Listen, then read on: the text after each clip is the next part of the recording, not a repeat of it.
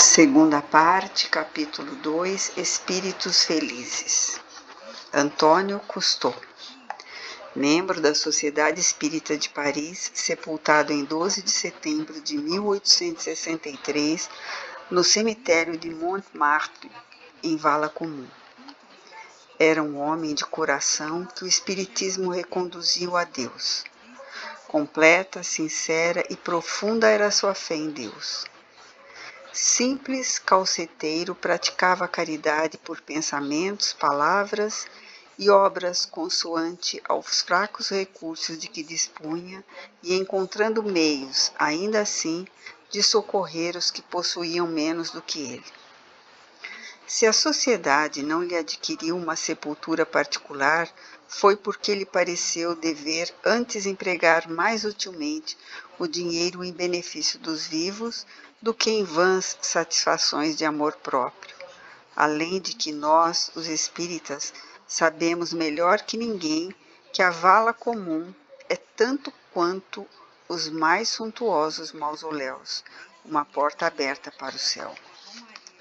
O Sr. Carnot, secretário da Sociedade e profundo materialista de outros tempos, pronunciou sobre a campa a seguinte alocução.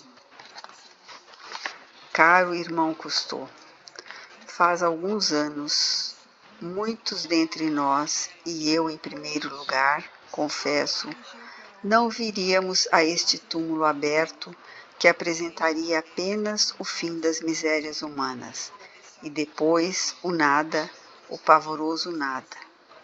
Isto é, onde não existia nem alma para merecer ou a expiar, e, consequentemente, nem Deus para recompensar, castigar ou perdoar. Hoje, graças à nossa santa doutrina, divisamos aqui o termo das provações. E para você, querido irmão, cujos despojos baixam à terra, o triunfo dos labores e o início das recompensas a que fizeram jus a vossa coragem, resignação, caridade, virtudes e, acima de tudo, a glorificação de um Deus sábio, onipotente, justo e bom. Seja, pois, caro irmão, o portador das graças que rendemos ao Eterno por ter permitido que se dissipassem as trevas do erro e da incredulidade que nos assoberbavam. Não há muito tempo, e nestas mesmas circunstâncias, com a fronte abatida e o coração lacerado em desânimo, nós lhe teríamos dito: amigo, adeus para sempre. Mas hoje lhe dizemos de fronte erguida, radiantes de esperanças e com o coração cheio de amor e de coragem. Caro irmão, até breve. Ore por nós. Um dos médiuns da sociedade obteve ali mesmo na sepultura, ainda meio aberta, a seguinte comunicação, ouvida por todos os presentes, coveiros inclusive, de cabeças descobertas com profunda emoção. Era de fato um espetáculo novo e surpreendente, esse de ouvir palavras de um morto recolhidas no seio do próprio túmulo. Obrigado, amigos, obrigado. O meu túmulo ainda nem mesmo é todo fechado, mas, passando um segundo, a terra cobrirá os meus despojos. Vós sabeis, no entanto, que minha alma não será sepultada nesse pó, antes pairará no espaço a fim de subir até Deus.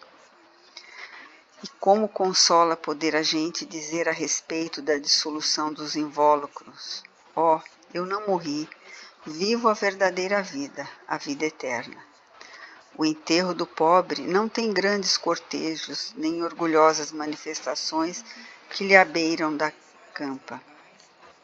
Em compensação, acreditai-me, imensa multidão aqui não falta, e bons espíritos acompanharam convosco e com essas mulheres piedosas o corpo que aí jaz estendido.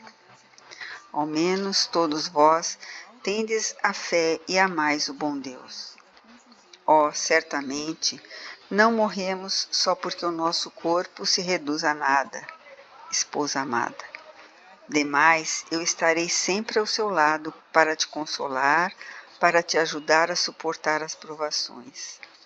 Rude ser-te-á a vida, mas cheio o coração com as ideias da eternidade e do amor de Deus. Como serão efêmeros os teus sofrimentos. Parentes que rodeiam a minha amantíssima companheira, amem-na, respeitem-na, sejam para ela como irmãos. Não se esqueçam nunca da assistência que mutuamente vocês devem uns aos outros na terra, se é que pretendem penetrar a morada do Senhor. Quanto a vocês, espíritas, irmãos, amigos, obrigado por terem vindo a esta morada de pó e lama e dizer-me adeus. Mas sabem e sabem muito bem vocês que minha alma imortal vive e que algumas vezes lhes irá pedir preces que jamais lhe hão de recusar para auxiliá-la na vida magnífica que lhe descortinam na vida terrena. Agora, todos os que estão a Deus. Nós não podemos rever outro lugar além deste túmulo. As almas me chamam a conferenciar. A Deus, orem pelos que sofrem e até outra visita. Cousteau. 3 dias depois, evocado num grupo particular, o espírito de Cousteau assim se exprimiu por intermédio de outro médium. A morte e a vida. Não faço mais que repetir o que já disseram, mas para vocês não há outra expressão senão esta, a despeito do que afirmam os materialistas, aqueles que preferem ficar cegos. Ó, meus amigos, que belo espetáculo na terra o de ver tremular os estandartes do Espiritismo. A ciência profunda, imensa, da qual apenas vocês soletram as primeiras palavras, e que as luzes leve os homens de boa vontade ao que, libertando-se das terríveis cadeias do orgulho, altamente proclamam a sua crença em Deus. Homens, orai, rendei graças por tantos benefícios. Pobre humanidade! Ah, se vos fora dado compreender, mas não, que o tempo não é chegado ainda, no qual a misericórdia do Senhor deve estender-se por todos os homens, a fim de lhe que reconheçam as vontades e a elas se submetam. Pelos seus raios luminosos, ciência bendita é que eles já chegarão e compreenderão.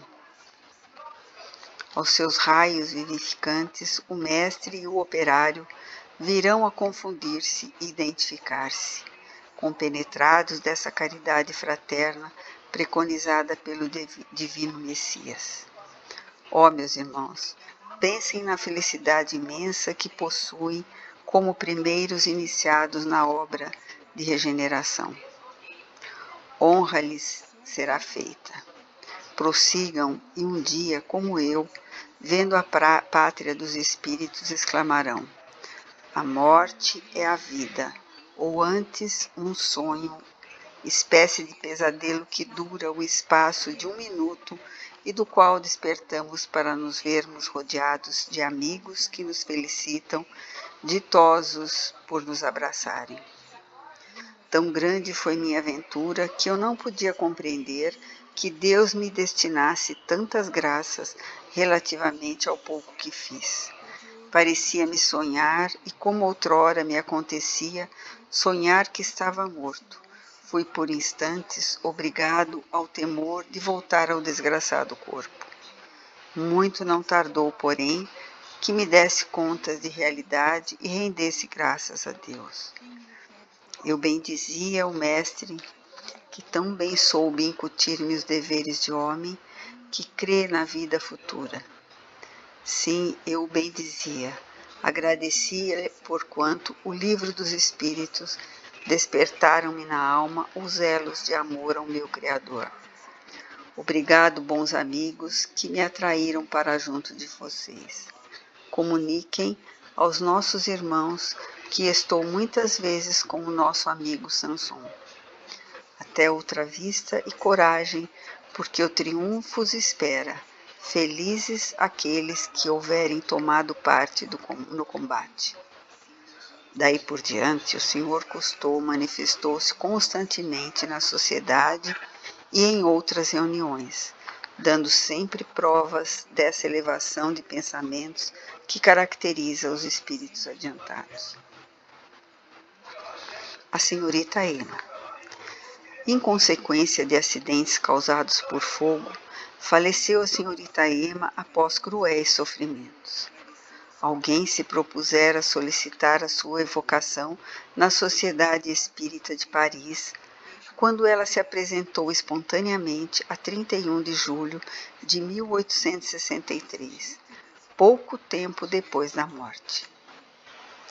Eis-me aqui ainda no cenário do mundo. Eu que me julgava sepultada para sempre no meu véu de inocência e juventude. Salvar-me-ia o fogo da terra, do fogo do inferno. Assim pensava eu na minha fé católica, e se não ousava entrever os esplendores do paraíso, minha alma tímida se apagava à expiação do purgatório, enquanto pedia, sofria e chorava. Mas quem dava o ânimo abatido à força de suportar as angústias? Quem nas longas noites de insônia e febre dolorosa se inclinava no leito de martírios? Quem me refrescava os lábios sedentos e escaldantes? Éreis vós, meu guia, cuja auréola branca me cercava, e éreis vós outros, espíritos caros e amigos, que vinheis murmurar-me ao ouvido palavras de esperança e de amor. A chama que me consumia o corpo débil também me despojou das suas cadeias, e assim morri, vivendo já a verdadeira vida. Não experimentei a perturbação. Entrei serena e recolhida no dia radiante que envolve aqueles que, depois de muito terem sofrido, souberam esperar um pouco. Minha mãe, minha querida mãe, foi a última vibração terrestre que me repercutiu na alma. Como eu desejo que ela se torne espírita. Desprendi-me da terra como o fruto maduro que se desprende da árvore antes do tempo. Eu não tinha sido tocada pelo demônio do orgulho que estimula as almas desditosas, arrastados pelos êxitos embriagadores e brilhantes da juventude. Bendigo, pois, o fogo, o sofrimento, a prova que não passava de expiação, semelhante a esses brancos e leves fios do outono, flutuo na torrente luminosa e não são mais as estrelas de diamante que rebrilham na fronte, mas as áureas estrelas do bom Deus. Emma. Em 30 de junho de 1863, espontaneamente, o mesmo espírito concedeu em outro centro, em Havre, a seguinte comunicação: os que sofrem na terra são recompensados na outra vida.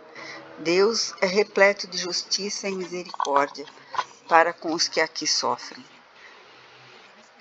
Concede a felicidade pura e perfeita, que não se deveria temer os sofrimentos e tampouco a morte, se fosse possível aos pobres seres humanos saber os misteriosos desígnios de nosso Criador.